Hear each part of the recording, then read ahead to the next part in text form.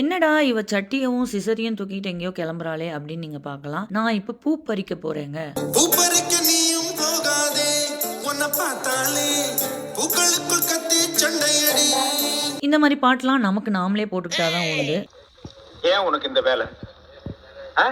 நீ வாங்குற இந்த 10-5 பிச்சைக்கு இது தேவைதானா? ஒரு விளம்பரம். சரி, நான் பூ பறிக்க எங்க போறேன் அப்படின்ற கேள்வி உங்களுக்கு இருக்கும். வேற எங்கங்க, எங்க பேக்யார்டுக்கு தான். ஸோ மோஸ்ட்லி பாத்தீங்கன்னா அமெரிக்கால யாருமே பூவே பறிக்கவே மாட்டாங்கங்க. பார்க்கும்போதே வந்து ஒரே சர்ப்ரைசிங்கா இருக்கும். நம்ம ஊர்லலாம் பூச்செடி வைக்கிறதே பூ பறிக்கிறதுக்கு தான், பூ பறிச்சு சாமிக்கு வைக்கிறதுக்கு தான். ஆனா இங்க வந்து எந்த வீட்டு வாசல்ல இருக்க பூவையுமே பறிக்கவே மாட்டாங்க. அது செடியிலேயே அப்படியே காஞ்சி போய் தோண்டு போய் கீழே விழுந்துரும். பார்க்கவே இவ்வளோ அழகா இருக்குல்லங்க இந்த பூச்செடியெல்லாம். ஆனா சம்மர் மட்டும்தாங்க இதெல்லாம். வின்டருக்கு எந்த பூவும் வைக்க முடியாது, எந்த செடியும் வைக்க முடியாது, ஒரு பூவும் நம்ம கண்ணில் பார்க்க முடியாதுங்க. இப்போ இந்த பூவெல்லாம் அழகா பறிச்சு நான் சாமிக்கு வச்சுட்டேங்க. எனக்கு ரொம்ப திருப்தியா இருந்துச்சு. சப்ஸ்கிரைப் பண்ணிடுங்க. டாடா.